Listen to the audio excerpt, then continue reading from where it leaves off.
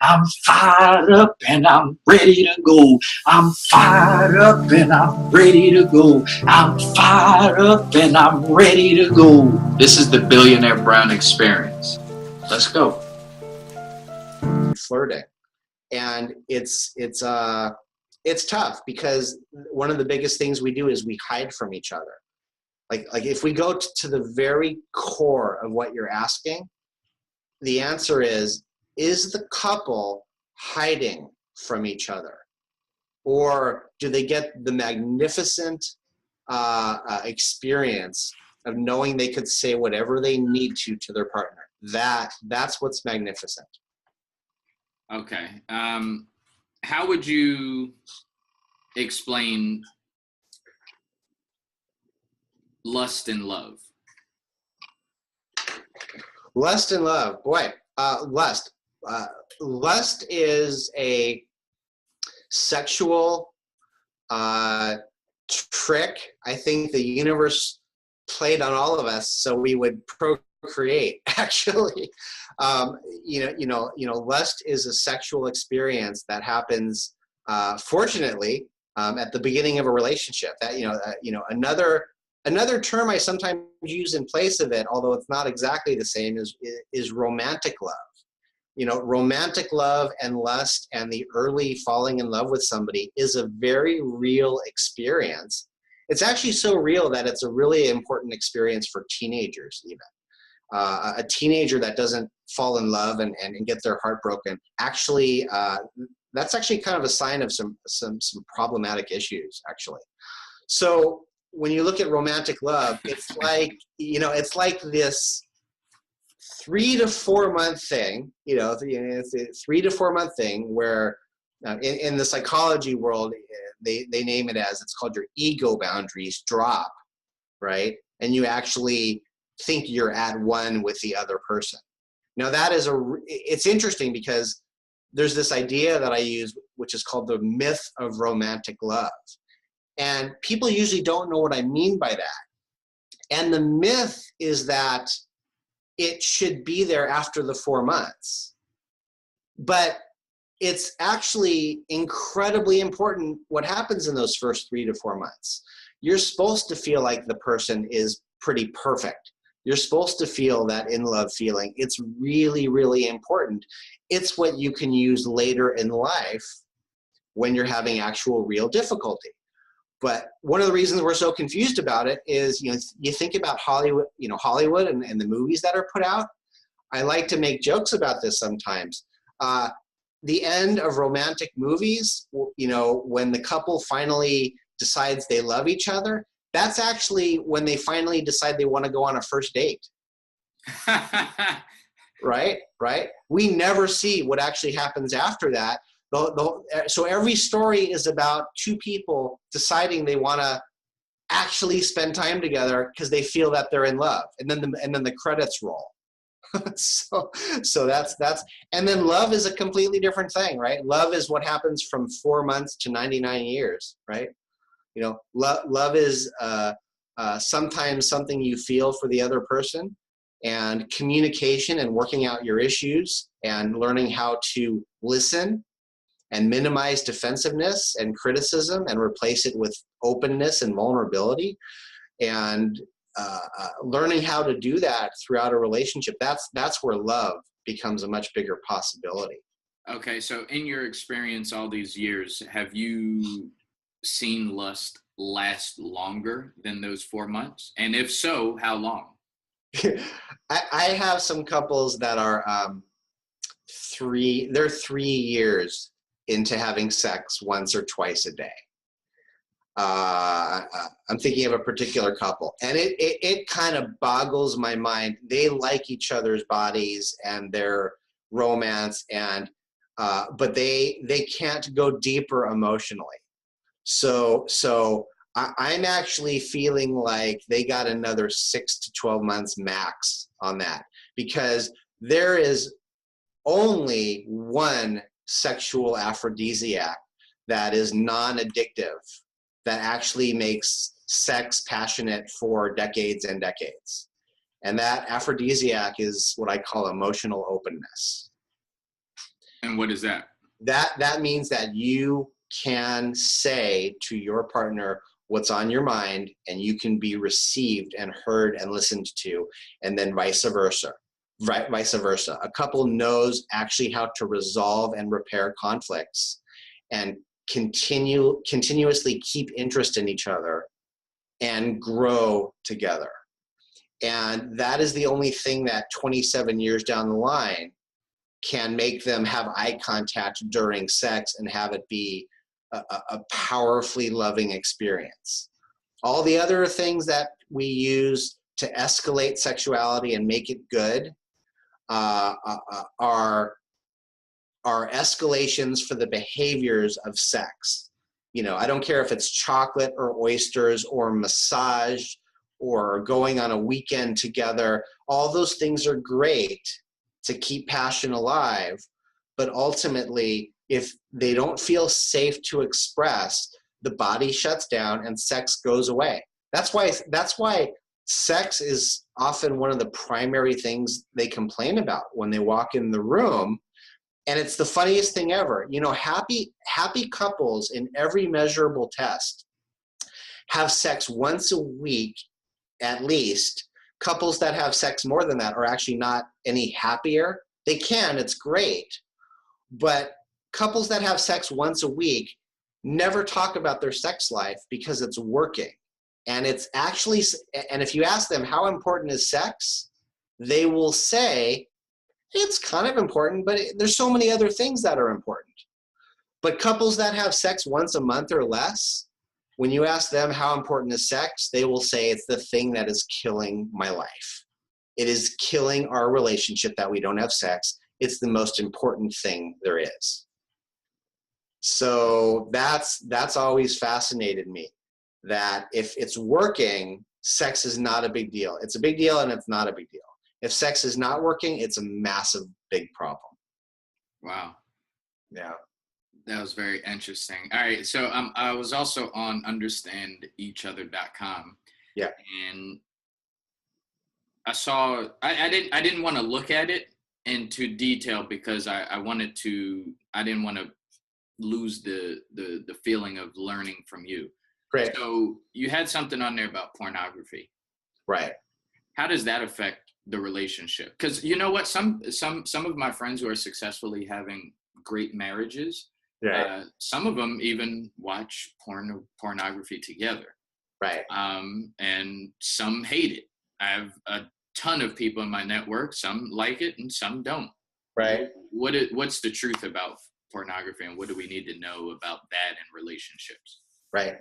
So when women join my group, one of the courses they get is a course called Unmask the Truth of Male Sexuality.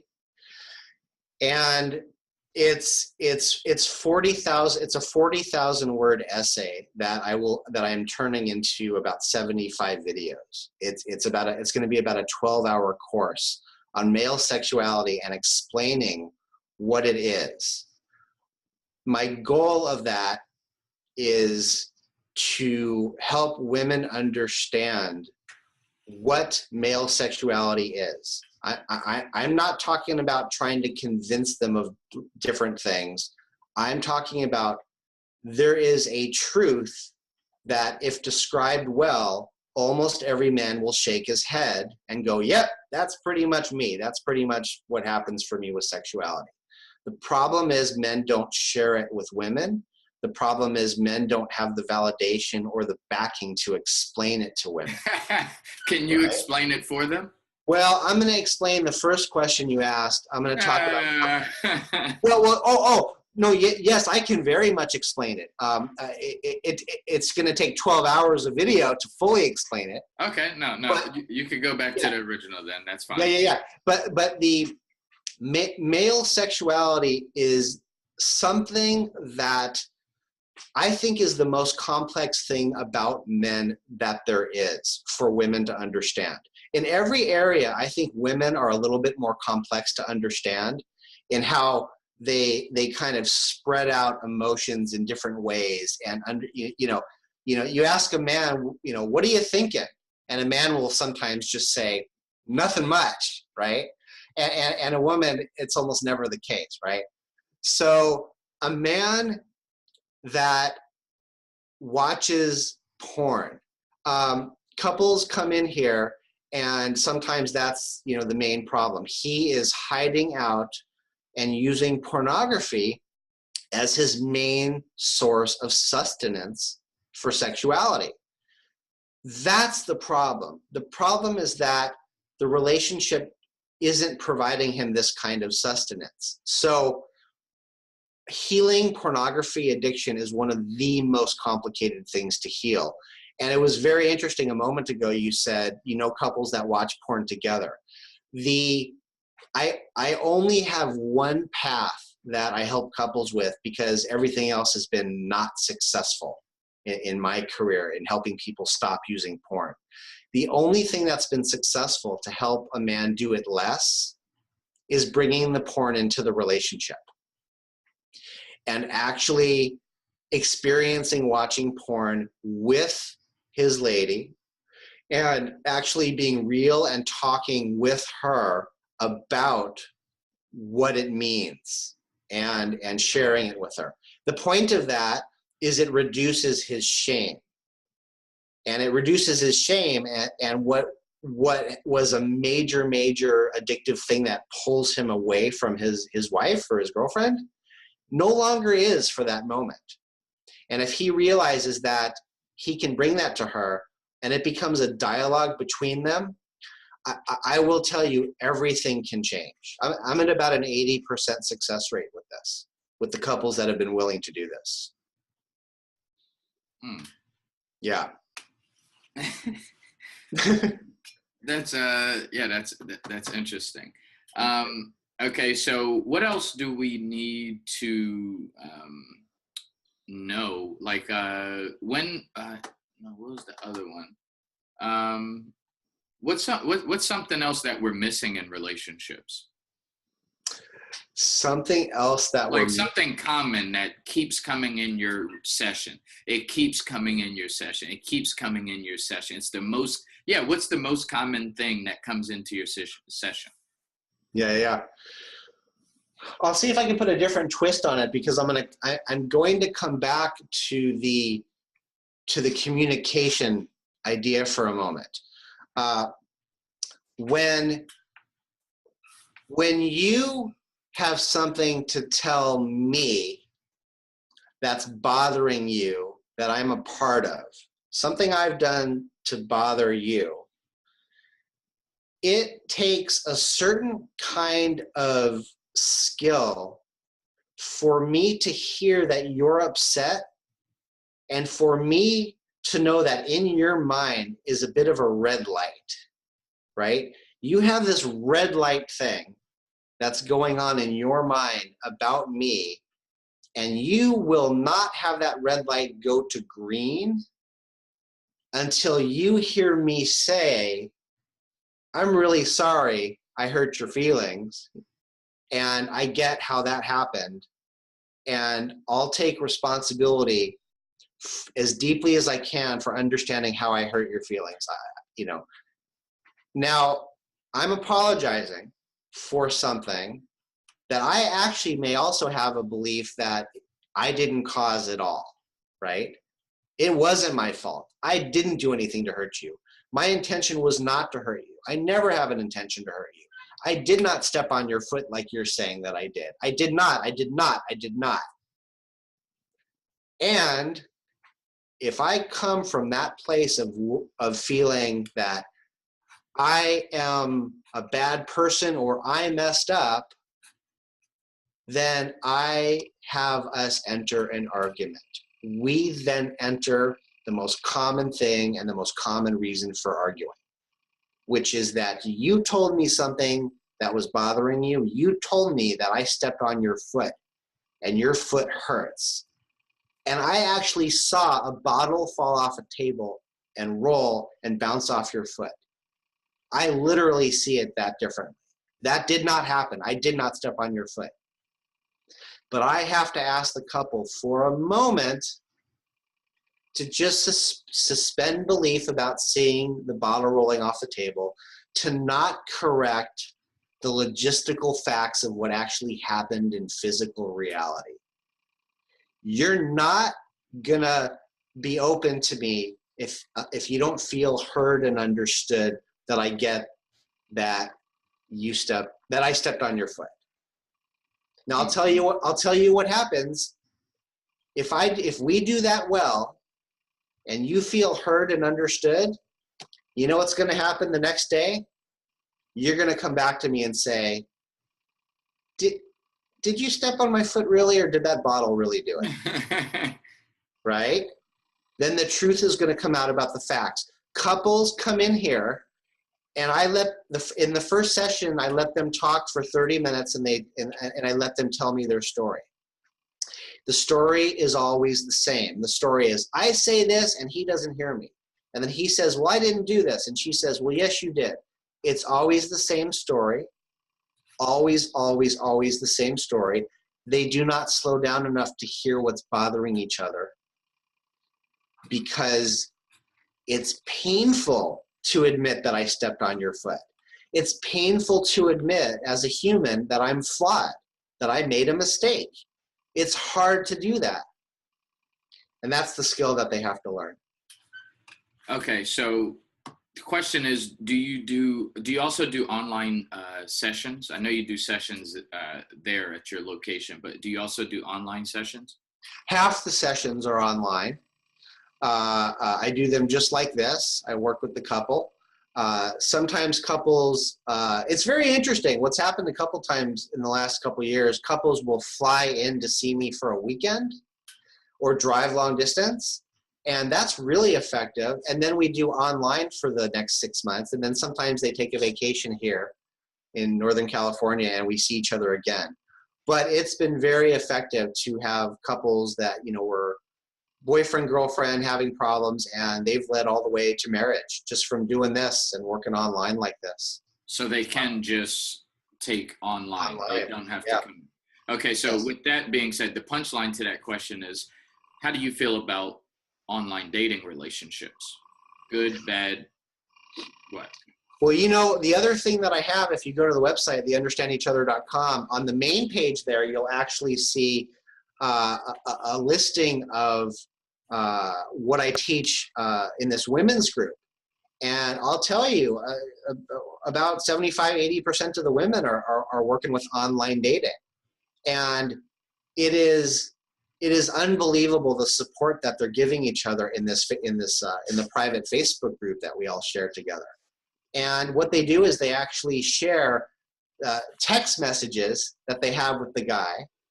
And I help the women determine whether they have a guy that has some confidence, that is actually truly engaging in wanting to connect with a real woman, or if he's going through 100 women a day just swiping left and swiping right, and if he's taking it seriously.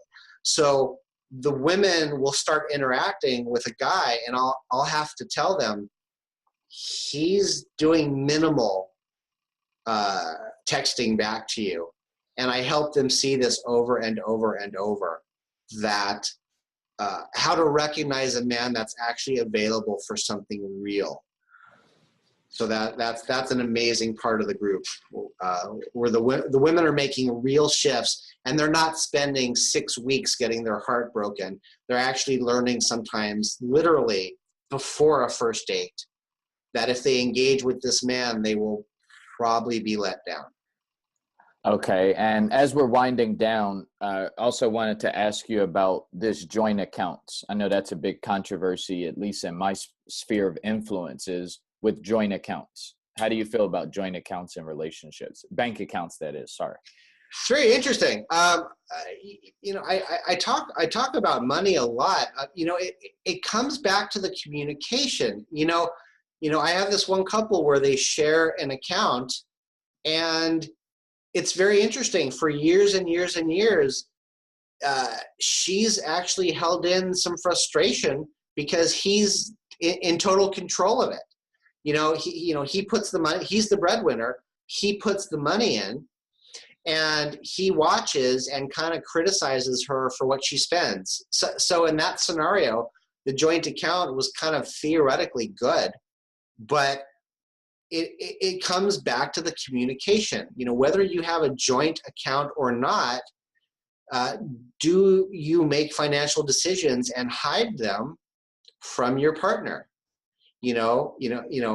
I have couples coming to me where the woman actually is paying me privately because she's too afraid to tell him that she's getting help about the relationship, right?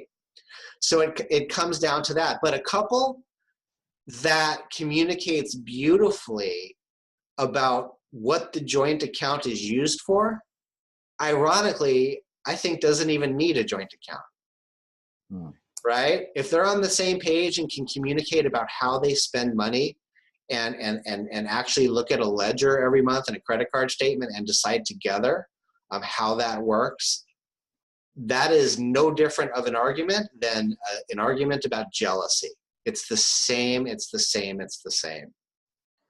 Okay, and as we're winding down, I do want to ask you, we always like to know, like, do you know any like statistics, shocking statistics maybe in the relationship world that we should know about? Any red flags, warning sign, do's and don'ts, anything of that nature? Take a good look at your sex life, and if you are having sex once a week, that is superb. And if you're having sex once a month or less, that is something that almost always heads towards divorce. Okay, so the statistic that frightens me the most about couples is that they don't get help. I mean, it's human nature that, you don't go to the doctor until, you're kind of, bleeding out of your arm, right? We all kind of wait as long as we wait. But couples, I have 5 to 7% of couples come see me when they're not in pain because they want to build a relationship and they want to get married and they want to do well. It's a lot easier for people to sell us cough syrup than sell us vitamins, right? Right. So it's a lot easier for couples to show up when they're in agonizing pain. If you have a conversation that actually never completes and you both are not in sync and in tune with each other, that is the biggest thing that happens in relationships. That is the cause for breaking up and divorces. Yeah. Last question, and then I'll pass it over to you to see if you have any final words. Sure. Domestic abuse. Uh-huh. I know it comes in your office, right? Comes down your pipeline. Yeah. What's your take on it? Is it something where they can overcome it, or is it something that it's probably going to continuously happen? This is often happened with men being very, very abusive. I actually will refer people elsewhere if there's actually been hitting. Believe it or not, when there's actually been hitting both ways, I will stay and hang in there with the couple. When there's not such a huge power differential, and that woman feels the absolute right to haul off and slug the man in the face, and she hits him harder than he hits her, it's a really odd thing. I've actually seen couples all the way through that, and I've done that successfully. But if it's a power over thing and the man is being far too emotionally abusive and she's in a bit of a syndrome, to where she's behaving all the ways an abused woman behaves, that's very hard to change. And it's a long road ahead for him to do anger management and get honest about that problem. And it's a long road ahead for her to heal why she picks this kind of man. And in that case, a lot of times it would be wonderful if they separate, even if temporarily, to get a handle on their own private therapy. Nice. Yeah. Okay, so ladies and gentlemen, this is, as you already know, this is Derek Hart over at understandeachother.com. Derek, sometimes I get excited and I cut my guest off from a finished thought. or sometimes maybe you have a final message that you would like to share with the audience in regards to summing everything up and leaving that last footprint. Now's that time. Do you have anything that you would like to share with us at this time? Sure. If you're in a coupled relationship and your relationship is going kind of mediocre at best, get help. Find help. You can go to my website. You can send me an email. I can help a lot. Or find somebody in your town if you want somebody that is in person for you. Actually, a service I provide sometimes is you can actually forward me the name of a counselor or therapist you want to work with, and I will interview them for you and help you determine if you're picking a good one. Because a therapist or a counselor that just sits back and listens to you and listens to your problems is not going to help. It's not enough. And the other thing is for women out there in their 20s, 30s, 40s, 50s, 60s, every age, actually there's someone I think joining who's in their 70s. The women's group is incredibly healing. And some women in there are married, and some women in there, most of the women in there are dating. And the skill that they're learning with me is vulnerability, how to say the truth and get themselves out of messes quicker and quicker. They're not spending 3 months getting their hearts broken over and over. They're actually learning how to have and wait for the right kind of man to come in. And I am helping them detect when the emotionally available man with some strength and with a backbone is texting with them. And they're learning a lot. So it's an incredibly supportive group. All right. And you're on social media as well, right? Yes. Okay. Where can we connect with you and follow you? Yeah, you can go to YouTube and see some videos. Just look for my name, Derek Hart, DEREK, HART. I believe I am the first one that pops up. You'll see a picture. I look just like me. And there's a YouTube channel there. I look just like me. I look pretty much just like this. You'll see me pop up first. And you can go to understandeachother.com and see some things there.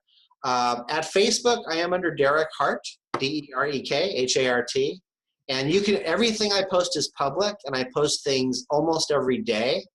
And people follow there, and there's a string of comments. Sometimes there's hundreds of comments. And the learning for all of us is just incredible in these posts. And you'll see my articles on there. So that's just privately under Derek Hart. All right. Excellent. Ladies and gentlemen, that's Derek Hart from understandeachother.com. And this is the Billionaire Brown Experience. Till next time, continue to be. Thanks, Billionaire. Bad credit affects where you live, what you drive, and even your current or next job. With so many frustrating issues that happen in life, we can help you find relief. Text 480-358-7725 today. Not only will we fix your credit, but we will educate you so you can educate your family. Now back to your favorite podcast.